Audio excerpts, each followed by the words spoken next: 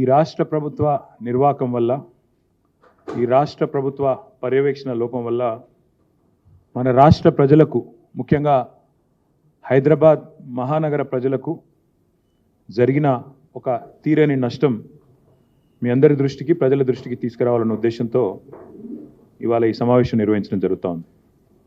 నిన్న మొన్న పత్రికలన్నీ కూడా చాలా వివరంగా రాశాయి. నీట మునిగిన సుంకిశాల పంప్ హౌస్ అని, తర్వాత చాలా వివరంగా, ఒకటి కాదు,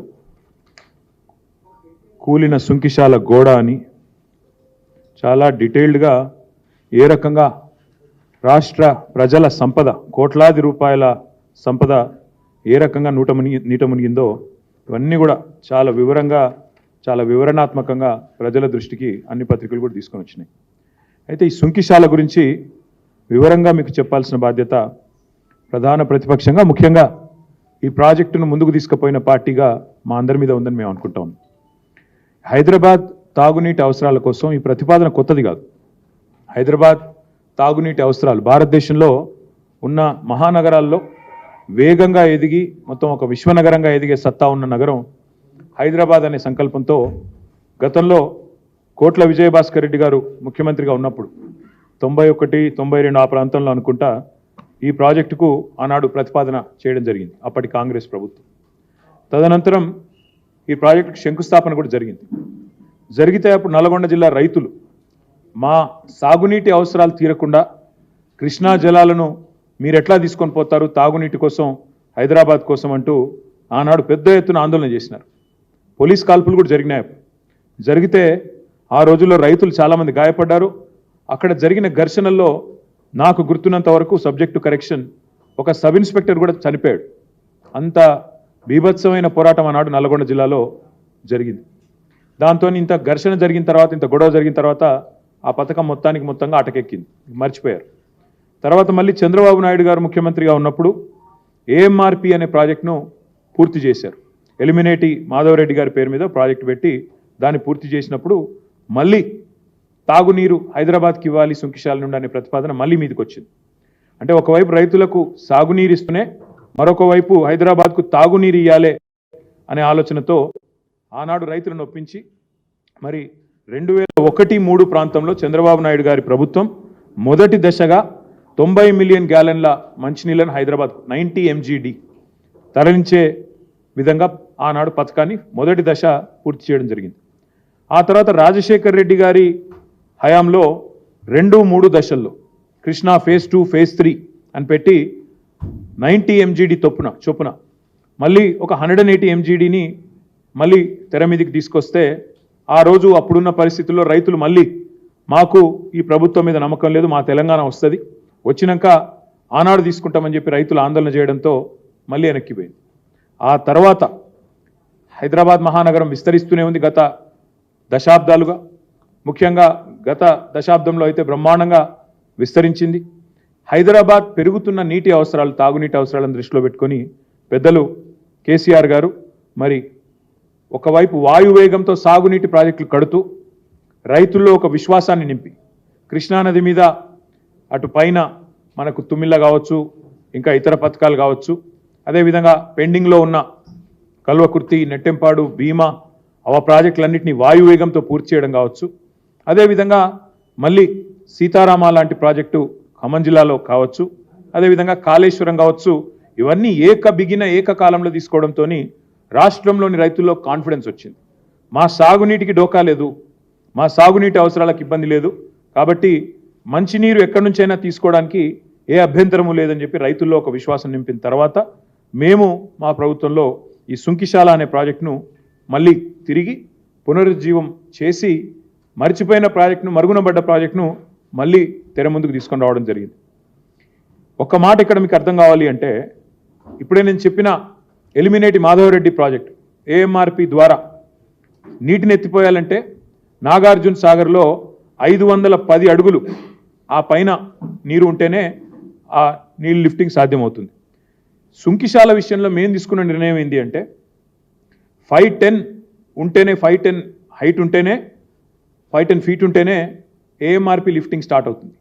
కానీ సుంకిశాల విషయంలో మేము తీసుకున్న నిర్ణయం ఏంటి అంటే నాగార్జున సాగర్లో డెడ్ స్టోరేజ్ ఉన్నా 462 నాగార్జున సాగర్లో 462 feet is the dead storage.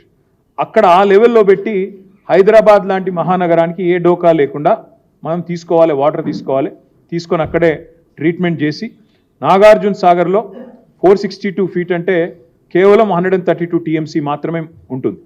ఆ స్థాయిలో కూడా హైదరాబాద్ మహానగరానికి భవిష్యత్తు మీద ముందు చూపుతాం. రాబోయే 50 ఏళ్లకు సరిపడా నీళ్లు హైదరాబాద్కి ఎప్పటికప్పుడు అందుతూ ఉండాలన్న ఉద్దేశంతో ఈ ప్రాజెక్టుకు పెద్దలు కేసీఆర్ గారు శ్రీకారం చుట్టడం జరిగింది. ఆ రోజు మంత్రులుగా గౌరవనీయులైన పెద్దలు మహమూద్ అలీ గారు కానీ, సబితక్క కానీ, తలసాని గారు కానీ, అదేవిధంగా నేను మున్సిపల్ మంత్రిగా ఆనాడు మా గౌరవ శాసనసభ్యులు హైదరాబాద్ రంగారెడ్డి వాళ్ళందరం కూడా ఆనాడు స్వయంగా సుంకిశాల దాకా పోయి అక్కడే ఫౌండేషన్ కార్యక్రమం ఆనాడు ముఖ్యమంత్రి గారి ఆదేశంతో వేసి ఈ 2 ముఖ్యమైన జిల్లాలకు సంబంధించి నల్గొండ జిల్లా వాళ్ళు మొత్తం కూడా శాసనసభ్యులు అదేవిధంగా మంత్రి గారు అందరం కూడా కలిసి నల్గొండ, రంగారెడ్డి, హైదరాబాద్, ఎందుకంటే ఇది హైదరాబాద్కి మాత్రమే మంచినీరు కాదు, ఎన్ రూట్ ఉండే విలేజెస్కి అదేవిధంగా పారిశ్రామిక అవసరాలకి అన్నింటికి సంబంధించిన ప్రాజెక్ట్ కాబట్టి రాబోయే 50 ఏళ్ల పాటు హైదరాబాద్ మంచినీళ్ళ అవసరాలు తీర్చే ప్రాజెక్ట్ కాబట్టి దీనికి అంతటి ప్రాముఖ్యతనిస్తూ మేము తాగునీటికి ఎలాంటి డోకా లేకుండా ఈ పథకానికి రూపకల్పన చేయడమే కాకుండా శరవేగంగా ముందుకు తీసుకొని పోయే ప్రయత్నం చేసినాం. ఇక్కడ ఇంపార్టెంట్ పాయింట్ ఏంటి అంటే మనం ఈరోజు కనుక చూసినట్టయితే ఈ మొత్తంగా నగరం కోసం మన హైదరాబాద్ మహానగరం కోసం ఏర్పాటు చేసిన ఈ పథకంలో 3 పైప్ లైన్ల ద్వారా సుంకిశాల నుంచి కోదండాపూర్ వరకు 3 ప్యారలల్ పైప్ లైన్స్ నిర్మాణం జరుగుతుంది. అక్కడ నుంచి మరి ఎత్తిపోసి, ఎందుకంటే కింది నుంచి లిఫ్టింగ్ కాబట్టి ఎత్తిపోసి అల్టిమేట్గా రా వాటర్ తీసుకొచ్చి కోదండాపూర్ అక్కడ దాకా నసర్లపల్లి, గున్గల్, సాహెబ్ నగర్ అక్కడంతా ట్రీట్మెంట్ ప్లాంట్స్ కట్టిన తర్వాత అక్కడ నుంచి హైదరాబాద్కి పంపు చేస్తూ ఉంటాం. అంటే హైదరాబాద్ ఇది ఎలాంటి ప్రాజెక్ట్ అంటే కృష్ణా నదికి ఒక 3-4 ఏండ్లు వరద రాకపోయినా మనం డెడ్ స్టోరేజ్ నుంచి కూడా నీళ్లు తీసుకునే విధంగా హైదరాబాద్ మహానగరానికి ముఖ్యంగా ఇక్కడ ప్రజల తాగునీటి అవసరాలకు డోకా లేకుండా అక్కడి నుంచి నీళ్ళు తెచ్చాం. ఆనాడు కేసీఆర్ గారి విజన్ ఏంటంటే కృష్ణా నీళ్లు తేవాలి, ఇటు ఎల్లంపల్లి నుంచి గోదావరి నీళ్ళు తేవాలి, తదనంతరం మల్లన్న సాగర్ నుంచి తీసుకొని ఓఆర్ఆర్ చుట్టూ ఒక రింగ్ మెయిన్ నిర్మాణం చేసి కృష్ణా నీళ్ళ గోదావరి నీళ్ళ అని కాదు, ఒక సీజన్లో గోదావరి పరివాహక ప్రాంతంలో వర్షాలు పడవచ్చు, ఇంకో సీజన్లో కృష్ణలో పడవచ్చు, 2-3 ఏళ్ళు పడకపోవచ్చు ఒక సైడ్. అయినప్పటికీ నీళ్లు ఎక్కడ దొరికినా మొత్తం రింగ్ మెయిన్ అంటూ కంప్లీట్ చేసి రింగ్ రోడ్ చుట్టూ దాని నుంచి మొత్తం మహానగరానికి సరిపడా నీళ్ళు ఇవ్వాలనే ఉద్దేశంతో రింగ్ మెయిన్ ప్రాజెక్టుకు కూడా ఆనాడే శ్రీకారం చుట్టడం జరిగింది. అందులో మేము పాక్షికంగా దాదాపు 42 కిలోమీటర్ల రింగ్ మెయిన్ కూడా మేము పూర్తి చేయడం జరిగింది. కాబట్టి ఈ ప్రభుత్వానికి, ఇప్పుడున్న ఈ ప్రభుత్వానికి, కాంగ్రెస్ ప్రభుత్వానికి ఈ విషయాలు ఏం తెలియదు. వాళ్ళు ఈరోజు మీరు దేశం మొత్తం చూస్తే కూడా ఢిల్లీ కానీ, బాంబే కానీ, బెంగళూరు కానీ, చెన్నై కానీ అంతటా కూడా మీకు వాటర్ ట్యాంకర్ల మీద పోరాటాలు, వాటి కోసం నీళ్ల కోసం ప్రజలు అల్లాడిపోవడం ఇవన్నీ దేశంలోని ప్రతి నగరంలో కనబడతాయి. అది మన హైదరాబాద్లో, ఢిల్లీలో భయంకరమైన పోరాటం. సరిగ్గా దేశ రాజధాని నరేంద్ర మోడీ గారు ఎక్కడైతే కొలువు తీరున్నారో అక్కడే ఇవాళ నీటి కోసం యుద్ధాలు కూడా మనం చూస్తూ ఉన్నాం. కానీ హైదరాబాద్లో మాత్రం కేసీఆర్ గారి ముందు చూపు, గతంలో పనిచేసిన రాజశేఖర రెడ్డి గారు, చంద్రబాబు నాయుడు గారు వారు కూడా ప్రయత్నం చేశారు, నేను చేయలేదన్నాను. వారి ప్రయత్నాలు తర్వాత మా ప్రభుత్వం వచ్చిన తర్వాత వేగవంతం చేయడంతో ఇవాళ హైదరాబాద్కి ఆ అవస్థ లేదు. ఎందుకు తీసుకున్నాం సుంకిశాల, ఎందుకు తీసుకున్నాం మళ్ళీ అంటే కేవలం ఒకే కారణం, 50 ఏళ్ల వరకు హైదరాబాద్ తాగునీటి అవసరాలకు ఇబ్బంది కాకూడదు. హైదరాబాద్ విశ్వనగరంగా ఎదగాలనే గౌరవ పెద్దలు కేసీఆర్ గారు ఆలోచన ఎట్లయితుందో దానికి అనుగుణంగా ఈ ప్రాజెక్ట్ చేపట్టిన తర్వాత 2250 కోట్ల రూపాయల మరి అనుమతులు ఇచ్చి చాలా వేగంగా మేము ప్రాజెక్ట్ పనులు టేకాఫ్ చేసినాం. ఏ పని చేసినా కేసీఆర్ ప్రభుత్వంలో డెఫినెట్గా చాలా వేగంగా చేశాం. నిన్నగాక మొన్న బట్టి విక్రమార్క గారు గొప్పలు చెప్పుకున్నారు, సీతారామ ప్రాజెక్టు గురించి డబ్బా కొట్టారు. ఆ సీతారామ ప్రాజెక్టు ప్రారంభించింది, పూర్తి చేసింది కూడా కేసీఆర్ ప్రభుత్వమే. సరే ఇవాళ వీళ్ళు పోయి రిబ్బన్ కట్ చేయొచ్చు, నెత్తి మీద నీళ్లు చల్లుకొని యాక్టింగ్లు చేయొచ్చు, కానీ వాస్తవం ఏంటి అంటే ఖమ్మం జిల్లాకి, ఏ ఖమ్మం జిల్లా నుంచి అయితే ఇవాళ బట్టి గారు ఉన్నారో ఆ ఖమ్మం జిల్లాకు సంబంధించిన సీతారామ ప్రాజెక్టు 10 లక్షల ఎకరాలకు నీళ్ళు ఇచ్చే ప్రాజెక్టును ప్రారంభించింది, పూర్తి చేసింది కూడా కేసీఆర్ గారి ప్రభుత్వమే. కోడ్ రావడం వల్ల మేము ప్రారంభించలేకపోయినాం. మీరు రేపు ఎల్లుండో నెత్తి మీద నీళ్లు చల్లుకొని మీరు యాక్టింగ్ చేయొచ్చు, పరవశించినట్టు నటించవచ్చు, తుమ్మల గారు మట్టిని ముద్దాడొచ్చు, కానీ వాస్తవాలు వాస్తవాలే, ప్రజలకి విషయాలన్నీ కూడా తెలుసు. ఇది ఎందుకు చెప్తా ఉన్నానంటే సీతారామ కానీ, కాళేశ్వరం కానీ, పాలమూరు ఎత్తిపోతల పథకం కానీ, కల్వకుర్తి నెట్టెంపాడు భీమా పెండింగ్లో ఉన్న ప్రాజెక్టులు కానీ వీటన్నిటిని వాయువేగంతో తీసుకొని పోయినట్టే సుంకిశాలను కూడా వేగంగా నిర్మాణం చేశాం. టన్నెల్స్ పూర్తి చేసినాం. 82 మీటర్ల లోతులో పంప్ హౌస్ నిర్మాణం కూడా చేపట్టాం. విద్యుత్ పనులు కూడా చాలా వేగంగా జరిగింది. మోటార్ ఫిట్టింగ్ పనులు జరుగుతూ ఉండే. మా ప్రభుత్వం దిగిపోయిన నాడు మోటార్ ఫిట్టింగ్ పనులు జరుగుతూ ఉండే. కేవలం పోయిన సమ్మర్ అంటే మొన్న మార్చ్ ఏప్రిల్ నాటికే మా ఎజెండా ఏముండే అంటే మళ్ళీ మా గవర్నమెంట్ వచ్చిన తర్వాత మార్చ్ ఏప్రిల్ నాటికి అంటే ఎండాకాలం నాటికి హైదరాబాద్కి ఈ పనులన్నీ పూర్తి చేసి అందించాలన్న ఉద్దేశంతో చాలా వేగంగా 2024 సమ్మర్ కల్లా పూర్తి చేయాలనే లక్ష్యంతో ముందుకు పోయినాం. సరే, మా ప్రభుత్వం డిసెంబర్లో దిగిపోయింది. ఇక దిగిపోయిన తర్వాత గత డిసెంబర్ నుంచి మొన్నటి దాకా దాదాపు ఒక 2 నెలల దాకా పనులు మొత్తం ఎక్కడికక్కడ స్తంభించిపోయినాయి. మున్సిపల్ డిపార్ట్మెంట్లో పాలన పడకేసింది, పర్యవేక్షణ కొరవడింది. వారు కనీసం ఎన్నడూ కూడా ఈ విషయాన్ని ఈ ప్రాజెక్టును సమీక్షించిన పరిస్థితి కూడా లేదు. ముఖ్యంగా ఏ ఎండాకాలంలో అయితే హైదరాబాద్ ప్రజలకు తాగునీటి ఇబ్బంది ఉండకూడదు అనుకున్నామో, ఏ ఉద్దేశంతోనైతే వేగంగా పూర్తి చేయాలనుకున్నామో ఆ ఉద్దేశమే వీళ్ళు మర్చిపోయారు. ఆనాడు మా ప్రభుత్వం ఉన్నప్పుడు వేగంగా చేసినాం. వీళ్ళు లేటుగా మేల్కొన్నారు. మొన్న ఒక 2-3 నెలల కింద మేల్కొని హైదరాబాద్లో మన తాగునీటి కోసం బాగా గోసైంది. ఎండాకాలంలో ట్యాంకర్లు వచ్చినాయి. మళ్ళీ ట్యాంకర్లు బుక్ చేసుకోమని స్వయంగా ముఖ్యమంత్రి గారు 2000 రూపాయలకే ట్యాంకర్ అందిస్తామని బంపర్ ఆఫర్ ఇవ్వడం, ఇవన్నీ చూసిన తర్వాత బాగా విమర్శలు వచ్చినాయి ప్రభుత్వం మీద. అరే, ట్యాంకర్లు అమ్ముతారా? కేసీఆర్ గారు ఉచితంగా 20,000 లీటర్లు నీళ్ళు ఇస్తున్నాడు హైదరాబాద్లో, మీరు 2000 రూపాయలకు ఒక ట్యాంకర్ అని చెప్పడం ముఖ్యమంత్రి గారు ఏమాత్రం భావ్యం అని చెప్పి పోయిన అసెంబ్లీ సమావేశాల్లోనూ ఆనాడు ముఖ్యమంత్రికి మాట్లాడిన మాటల మీద చాలా వ్యతిరేకత, ప్రజల నుంచి చాలా విమర్శలు వచ్చినాయి. వచ్చినాక అప్పుడు మొద్దు నిద్ర నుంచి వీళ్ళు మేల్కొన్నారు. మేల్కొని ఆగమాగం వర్షాకాలంలో హడావుడి చేయడం మొదలుపెట్టారు. పెట్టి అందులో భాగంగానే లాస్ట్ 2-3 మంత్స్లో ఇక జలమండలి అధికారుల మీద ఒత్తిడి తెచ్చి దన్న కట్టండి, మీరు ఫాస్ట్గా కట్టండి, సరే ఇన్ని రోజులు దున్నపోతులాగా నిద్రపోయినాం కానీ ఇప్పుడన్నా ఫాస్ట్ కట్టండి అని ఒత్తిడి తెస్తే ఆగమాగం ఈరోజు ఎట్లా చేసినారంటే వీళ్ళ తప్పిదం వల్ల. నేను నిన్న రాత్రి ఒక జలమండలి ఉన్నతాధికారితో కూడా చాలా వివరంగా మాట్లాడినా, అడిగిన ఏం జరిగింది. తర్వాత కొంతమంది రిటైర్డ్ అధికారులతో నేను మాట్లాడిన ఫోన్ చేసి ఏం జరిగింది, ఈ ప్రమాదం ఎందుకు జరిగింది అని. నేను ఇంకొక మాట అడుగుతా ఉన్నా. ఈ ప్రమాదం జరిగిన రోజు ఆగస్టు 2 ఉదయం శాసనసభ సమావేశాలు జరుగుతూ ఉన్నాయి. శాసనసభ సమావేశాలు జరుగుతున్నప్పుడు ఏ విపత్తు సంభవించినా, ఏ ఇబ్బంది తలెత్తినా, ఏ ప్రమాదం జరిగినా వెంటనే శాసనసభ సమావేశాల్లోనే సభ్యులందరికీ తెలియజేసే విధంగా, రాష్ట్ర ప్రజలందరికీ తెలియజేసే విధంగా ప్రభుత్వం ప్రకటన ఇవ్వాల్సి ఉంటుంది. అది ప్రభుత్వం బాధ్యత, సాంప్రదాయం. ఏ విపత్తు అయినా, ఏ మంచి వార్త అయినా, ఎట్లయితే మన ఎస్సీ కేటగరైజేషన్ మీద ఒక సుప్రీంకోర్టు తీర్పు రాగానే వచ్చి ధనధన స్వీట్లు పంచుకొని కొద్దిగా హడావుడి చేసినరో, అదే పద్ధతిలో మంచి వార్త వస్తే శాసనసభలోనే ప్రకటించాలా. అదేవిధంగా ఏదైనా విపత్తు సంభవించినా, ఏదైనా ఇబ్బంది తలెత్తినా వెంటనే, ముఖ్యంగా ఈ స్థాయి ఇబ్బంది తలెత్తితే శాసనసభ సమావేశాల్లోనే ప్రభుత్వం వెంటనే ఆ రోజు స్టేట్మెంట్ ఇవ్వాలి. ఈ ఇన్సిడెంట్ అయింది 2 ఆగస్టు ఉదయం. ఆ రోజు శాసనసభ నడుస్తూ ఉంది, నడిచింది. అప్రాప్రియేషన్ బిల్ అయిపోయింది, ఇంకా గవర్నమెంట్ బిజినెస్ ఏదో నడుస్తూ ఉంది. నేను అడుగుతా ఉన్నా ఈ ప్రభుత్వాన్ని, ఆ రోజు ఈ విపత్తు సంభవించిన విషయం మీకు తెలియదా, లేదా తెలిసి దాచినరా?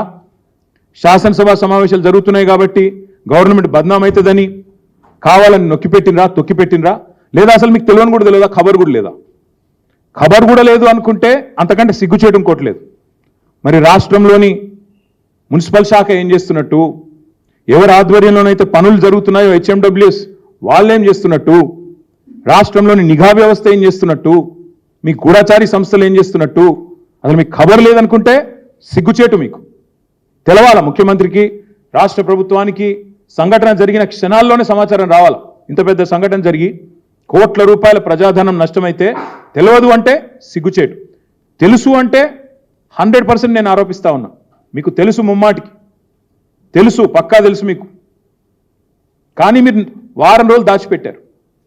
వారం రోజులు దాచిపెట్టి గోప్యత మెయింటైన్ చేయాల్సిన అవసరం ఏమొచ్చింది? ఇది మీ తప్పని మీకు తెలుసు, మీరు చేసింది తప్పని తెలుసు, ఇది మీ నిర్వాహకం వల్ల, మీరు ఆగమాగం చేయడం వల్ల జరిగిందని తెలుసు. ఇంజనీర్లు చెప్తా ఉన్నారు. వద్దనంగా ఆగమాగం పనులు స్టార్ట్ చేసి వద్దనంగా గేట్లు బిగించారు సార్. ఫుల్ ఫ్లో వస్తుంది, వరద వస్తుంది అని చెబితే వినకుండా ఇవాళ తొందరగా పూర్తి చేయాలని చెప్పి మాకు ఆదేశాలు పైనుండి వచ్చినాయి. ఏవైతే పంప్ హౌస్లో పనులు పూర్తయి మోటార్ల బిగింపు జరిగే వరకు టన్నలు, అదేవిధంగా ఈ రిటైనింగ్ వాల్ ఏదైతే కట్టినారో వాటిని గేట్లు అమర్చే క్రమంలో ఆ టన్నల్కి మీరు వరద కాలంలో పెట్టకుండా కొద్ది కాలం తర్వాత పెడదామని అధికారులు చెప్పినా వినకుండా ఈరోజు హడావుడిగా గేట్లు అమర్చడం వల్ల ఈ నష్టం జరిగింది. మొత్తం ఆ వీడియోలో మీకు చూపెడదాం అనుకున్న వీడియో కూడా మీరు అందరు చూసే ఉంటారు. సోషల్ మీడియాలో ఇప్పటికే విస్తృతంగా తిరుగుతూ ఉంది ఆ వీడియో. తప్పకుండా నేను మిమ్మల్ని ప్రభుత్వాన్ని అడిగేది, ఇంజనీర్ల పర్యవేక్షణ లేకుండా, పురపాలక శాఖ అజమాయిషీ లేకుండా ఈ రకమైన ప్రమాదం ఏదైతే జరిగిందో, అదృష్టవశాత్తు కూలీలు షిఫ్టులు మారే టైంకి ప్రమాదం జరిగింది.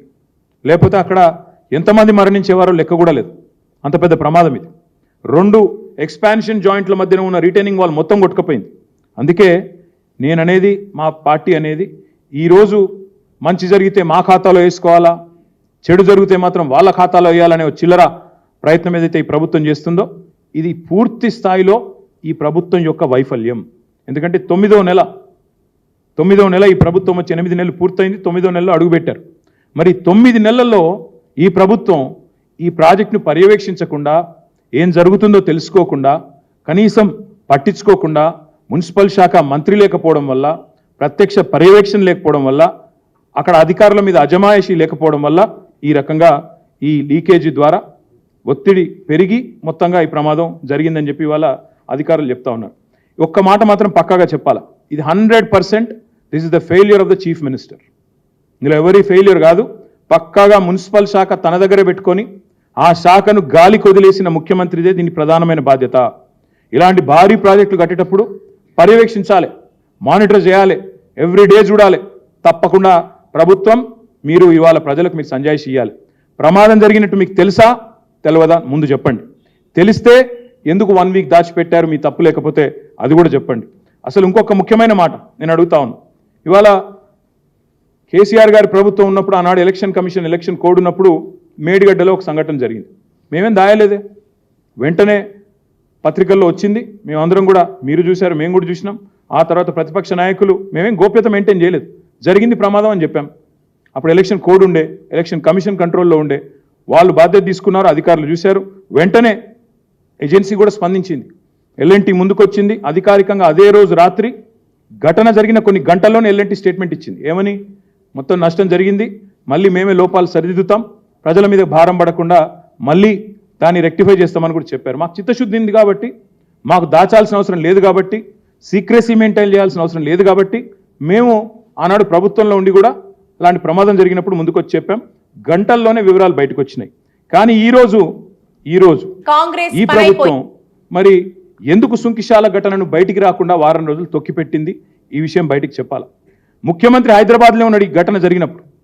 He was in Hyderabad, he was in Telangana.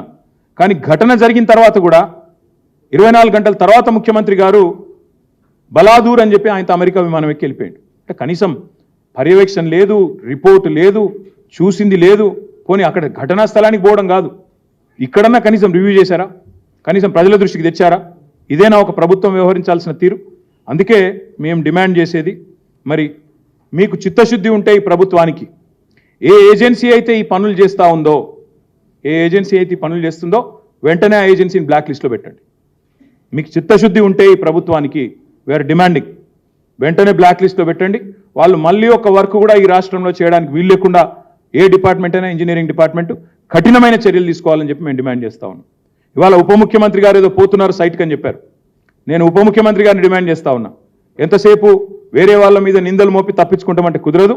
మీ ప్రభుత్వానికి చిత్తశుద్ధి ఉంటే 9 నెలలు ఈ ప్రాజెక్ట్ని ఎందుకు పక్కకు వారేసిండ్రు, ఎందుకు ప్రమాదం జరిగితే వారం రోజులు దాచిపెట్టినరు, ఎందుకు సోషల్ మీడియా ద్వారా బయటకు వచ్చిన తర్వాత ఎందుకు మీ ప్రభుత్వం ఇవాళ దిద్దుబాటు చర్యల్లో భాగంగా కేసీఆర్ ప్రభుత్వం మీద నిందలేస్తున్నదో చెప్పాలి. నిజంగానే ముఖ్యమంత్రికి తెలియకపోతే అది కూడా చెప్తా ఉన్నాను. నిజంగానే ముఖ్యమంత్రికి తెలియదు ఈ రోజు వరకు అనుకుంటే, నిన్నటిదాకా సోషల్ మీడియాలో వచ్చేదాకా అనుకుంటే, మరి ఈయనకు పరిపాలన మీద పట్టుందా? ఆయన డిపార్ట్మెంట్లో తాను పరిపాలిస్తున్న రాష్ట్రంలో ఇంత పెద్ద సంఘటన జరిగితే ముఖ్యమంత్రికి తెలియదు అని కనుక ఉప ముఖ్యమంత్రి చెప్తే అంతకంటే సిగ్గుచేటు ఉంటుందా ఆలోచించండి. ఒకవేళ తెలిసి కూడా 24 గంటలు సమీక్ష చేయకుండా పట్టించుకోకుండా ముఖ్యమంత్రి విమానం ఎక్కి వెళ్ళిపోయిందంటే అంతకంటే బాధ్యతారాహిత్యం ఉంటుందా అని నేను అడుగుతా ఉన్నాను. ఈ ప్రాజెక్టు పనుల్లో పర్యవేక్షణ వైఫల్యం, జవాబుదారితనం లేకపోవడం, మళ్ళీ మీదికెళ్ళి మా మీద దాడి, చిల్లర విమర్శలు, లేకి మాటలు. ఈ ఎట్లుందంటే వీళ్ళ కథ మంచి జరుగుతూనేమో వాళ్ళ ఖాతాలకు.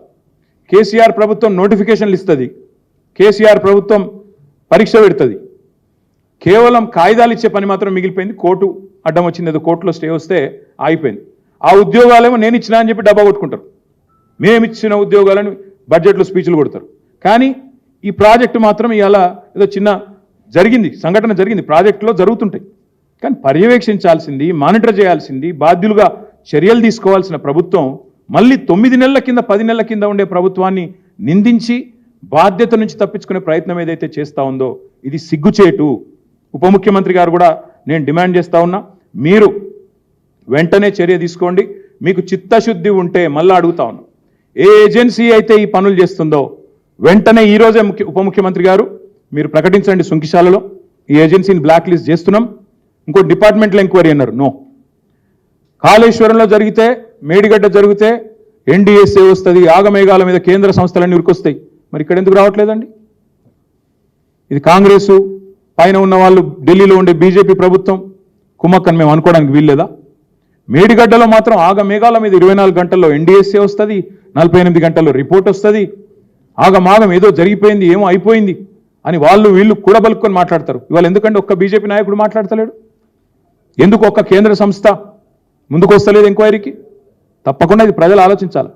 కాబట్టి నేను రాష్ట్ర ప్రజలకు కూడా చేసే విజ్ఞప్తి, ఇందులో పారదర్శకంగా నిజాలు బయటికి రావాలి అంటే ఒక జ్యుడిషియల్ ఎంక్వైరీ వేయండి. సిట్టింగ్ జడ్జితోనే వేయండి, లేదా రిటైర్డ్ జడ్జితోనే వేయండి. ఎవరి తప్పేందో అప్పటిదాకా ఆ సంస్థను బ్లాక్ లిస్ట్లో పెట్టండి. ఏ సంస్థ అయితే నిర్మాణ పనులు చేస్తుందో మీకు చిత్తశుద్ధి ఉంటే ఉప ముఖ్యమంత్రి గారు ఈరోజు సంఘటనా స్థలంలోనే ప్రకటించాలని నేను డిమాండ్ చేస్తా ఉన్నా. బాధ్యులను సస్పెండ్ చేయండి. ముఖ్యమంత్రి ఎవరైతే ఇవాళ పురపాలక శాఖ నిర్వహిస్తున్నాడో మరి ఆయన చాతగాంతనం, ఆయన అసమర్థత, ఆయన ఫెయిల్యూర్ మొత్తం ప్రజలకు కొట్టొచ్చినట్టు కనబడతా ఉంది. ముఖ్యమంత్రి గారు కూడా బాధ్యత తీసుకోవాలా, తప్పకుండా ముందుకు వచ్చి వారు కూడా వెంటనే స్పందించాలని చెప్పి కూడా నేను డిమాండ్ చేస్తూ, ఈ విషయంలో బీఆర్ఎస్ మీద నిందలేసి తప్పించుకునే ప్రయత్నం చేస్తే బట్టగాల్చి మీదేసి తప్పించుకుంటామంటే కుదరదు. ప్రజలకు అన్ని విషయాలు తెలుసు అనే మాట కూడా నేను వారికి విజ్ఞప్తి చేస్తాను.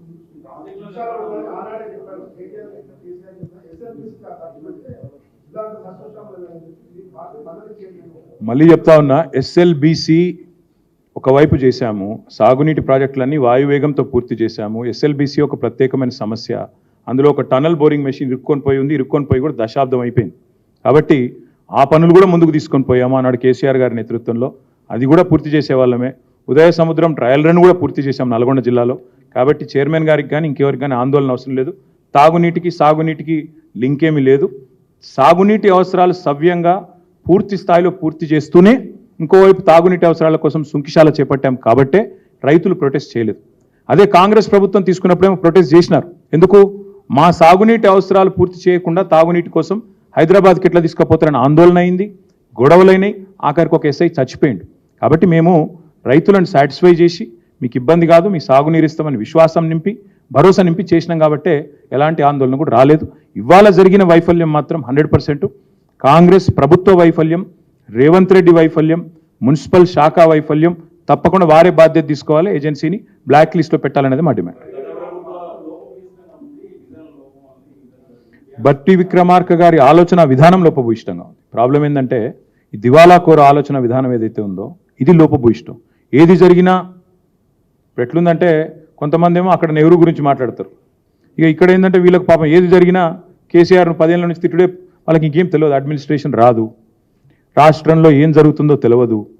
నేను అడుగుతా ఉన్నానండి, ఇవాళ రాష్ట్రంలో ఏముందండి పరిస్థితి? నిన్నటికి నిన్న మళ్ళీ హైదరాబాద్లో ఓల్డ్ సిటీలో ఇంకో మర్డర్ జరిగింది. ఎన్నిసార్లు రాస్తారండి పత్రికలు కూడా? 30 రోజుల్లో 28 మర్డర్లు. ఎన్ని రోజులు రాయాలి పత్రికలు, టీవీలు కూడా? వాళ్ళ నిన్నటిదాకా వీళ్ళకు బాకాలుదిన పత్రికలే రాస్తున్నాయి. వాళ్ళ సపోర్టర్సే మాట్లాడుతున్నారు హైదరాబాద్లో లా అండ్ ఆర్డర్ అదుపులో లేదని. వీళ్ళ చేతుల్లో ఏది లేదు, కరెంట్ సరిగా నడవదు, మంచినీళ్ళు ఇచ్చే ముఖం లేదు, లా అండ్ ఆర్డర్ మెయింటైన్ చేయరాదు. ఆఖరికి ప్రాజెక్టులు ఏవైతే మేము స్టార్ట్ చేసినామో 9 నెలలు బందోబస్తుగా ఉన్నది ఎగ్దం కూలిపోయిందట. ఎట్లా కూలిపోద్దండి? అందుకే నేను అనేది వీళ్ళకి ఏది నిర్వహణ రాదు, వీళ్ళ ఆలోచన విధానమే లోపభూయిష్టంగా ఉంది. దివాలాకోరు విధానాలు తప్ప ఒక్కటంటే ఒక్కటి ఇప్పటి వరకు మంచిగా చేసిన పని చెప్పండి. వేరే వాళ్ళు ఇచ్చిన ఉద్యోగాలు మేము ఇచ్చినా అని చెప్పుకోవడం, పేర్లు మార్చుడు, ఇదే నా మార్పు అంటే. కాబట్టి బట్టి విక్రమార్క గారు తన ఆలోచన సవరించుకోవాలి, తన ఆలోచన విధానాన్ని మార్చుకోవాలని మేము కోరుతాం. ఇవ్వాలనే ప్రభుత్వం నుంచి ఎవరో పెద్దలు పోతున్నారని మాకు తెలియవచ్చింది. తప్పకుండా మేము కూడా విజిట్ చేస్తాం, మా పార్టీ బృందం కూడా పోతుంది. మేము కూడా పోయి అక్కడ ఏం జరిగిందో తెలుసుకుంటాం. రిటైర్డ్ ఇంజనీర్లను కూడా తీసుకొని పోతాం. మొత్తం విషయం అంతా కూడా మిమ్మల్ని కూడా మీరు వస్తే మీరు కూడా తీసుకొని పోతాం. అక్కడ మొత్తం విషయం అంతా కూడా వివరంగా మీకు చెప్తాం. బ్యాన్ కాదు, బ్లాక్ లిస్ట్.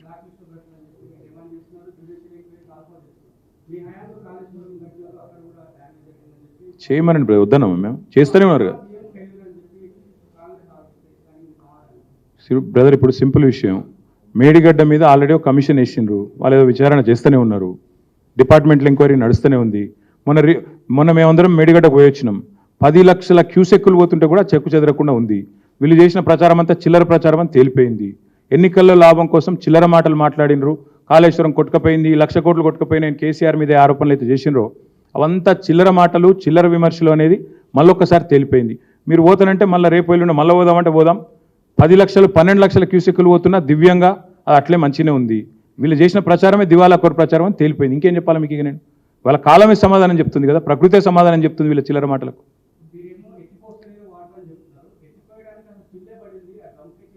సరే, అది వేరే సబ్జెక్టు, నీకు చెప్పాలంటే ఇంకో గంట పడుతుంది, అనవసరంగా నువ్వు కన్ఫ్యూజ్ అవుతావు. కానీ మొన్ననే చెప్పినా మళ్ళీ చెప్పాలంటే టైం పడుతుంది. విషయం ఏంటంటే వీళ్ళకు విషయం లేదు, సరుకు లేదు, సబ్జెక్టు లేదు, బబ్రాజమానం భజగోవిందం. ఎవరో ఏదో ఇష్టం వచ్చినాడు, ఆ మంత్రి ఒకటి మాట్లాడతాడు, ఈ మంత్రి ఒకటి మాట్లాడతాడు. అది బ్యారేజ్ అంటే గేట్లు ఎత్తే ఉంటాయి తమ్మి. వరద వచ్చినప్పుడు ఎప్పుడైనా బ్యారేజ్ గేట్లు ఎత్తే పెడతారు. నువ్వు ప్రకాశం బ్యారేజ్కో ధవళేశ్వరం బ్యారేజ్కో గేట్లు ఎత్తే ఉంటాయి. ఎప్పుడు బ్యారేజ్ గేట్లు దించుతారు? వరద లేనప్పుడు, అప్పుడప్పుడు నీళ్లు నిల్వ ఉంచుకోవాలనుకున్నప్పుడు మాత్రమే బరాజ్ గేట్లు దించుతారు. ఇప్పుడు అక్కడ పంపింగ్కి ఏ ఇబ్బంది లేదు. కన్నెపల్లి పంప్ హౌస్ ఏదైతుందో మేడిగడ్డ మీద 24 కిలోమీటర్ల మీద ఉంటుంది. 10 లక్షల క్యూసెక్కులలో కేవలం ఒక 0.4% అంటే జస్ట్ 40,000 క్యూసెక్స్ మనం ఒక చిన్న ఛానల్ ద్వారా అటు డైవర్ట్ చేయగలిగితే ఇవాళ కన్నెపల్లి పంప్ హౌస్ దివ్యంగా నడుపుకోవచ్చు. ఇది మీరు ఏ ఇంజనీర్ని అడిగినా చెప్తాడు. మేము పాపం అక్కడ పోయిన ఇంజనీర్ని అడిగినాం.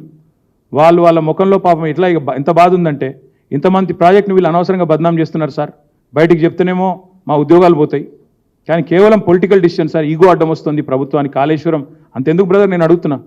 ఇలా రోజు వార్తలు వస్తున్నాయి, అన్నపూర్ణలోకి నీళ్లు, రంగనాయక సాగర్లకు నీళ్లు, మల్లన్న సాగర్లకు నీళ్లు, కొండపోచమ్మ సాగర్లకు నీళ్లు అని రోజు వార్తలు వస్తున్నాయి. ఇవాళ మరి కాళేశ్వరం ఫెయిల్ అయిపోయాయి, ఖతమే అయిపోయాయి, 1,00,000 కోట్లు వానేవా నీళ్ళల్లో, ఏడికెళ్ళొస్తున్నాయి నీళ్ళు మరి కాళేశ్వరం లెక్కలు కాకపోతే. నేనేమంటున్నా, ఇది ఒక మూర్ఖపు ప్రభుత్వం. వీళ్ళకు ఒక మూర్ఖపు ప్రభుత్వం, ఒక అహంతో కూడుకున్న ముఖ్యమంత్రి. నిజాలు ఒప్పుకోవడానికి బేసిజాలు అడ్డం వస్తున్నాయి వీళ్ళకి. నీళ్ల విషయంలో కేసీఆర్ ప్రభుత్వం సాధించిన విజయాలను ఓన్ చేసుకోవాలని ఒక కురుస మనస్తత్వం, చాలా కుత్సితమైన మనస్తత్వం. కాబట్టే ఇవాళ కేసీఆర్కి మంచి పేరు రావద్దు. కాళేశ్వరం కొట్టుకుపోయిందంటే కదా, మళ్ళీ ఇలా పంపులు చాలు చేసి నడిపితే మేము నిన్న మొన్నటి దాకా చేసిన ప్రచారం అంతా చిల్లర ప్రచారం అని ప్రజల పలసనైతం. ఇది వాళ్ళ భయం. పంపులు దివ్యంగా నడపొచ్చు, మేము చూసి వచ్చినాం. కాబట్టి అది వేరే సబ్జెక్ట్, దానికి నేను పోను. కానీ ఇవాళ నేను అడిగేది రేవంత్ రెడ్డి చాతగాంతనం, అసమర్థత, ఆయన చేవలేనితనం వల్ల అసెంబ్లీ సమావేశాలు నడుస్తున్నా ప్రకటన చేయలేదు. వారం రోజులు దాచిపెట్టారు. నిజంగా మీది తప్పు కాకపోతే ఎందుకంటే వారం రోజులు దాచిపెట్టాలి? దొంగకు తేలుగుట్టినట్టు ఎందుకు వారం రోజులు దాచిపెట్టినావు? ఎందుకు సోషల్ మీడియాలో వచ్చినాకనే ఇవాళ మా మీద దుమ్మెత్తి పోసే ప్రయత్నం చేస్తున్నావు? ఇప్పుడు నిజంగా నీకు తెలియదు అనుకుందాం ఒక్క నిమిషం, మరి నీకు పరిపాలన మీద పట్టుందా? అది నువ్వు ముఖ్యమంత్రి పదవికి ఫిట్టా? ఇంత పెద్ద సంఘటన జరిగితే నీ డిపార్ట్మెంట్లో నీకు తెలియదు అంటే నువ్వెంత చాతగాని ముఖ్యమంత్రివి, నీకు ఎంత పట్టున్నట్టు పరిపాలన మీద? అది కూడా చెప్పు మరి. Thank you.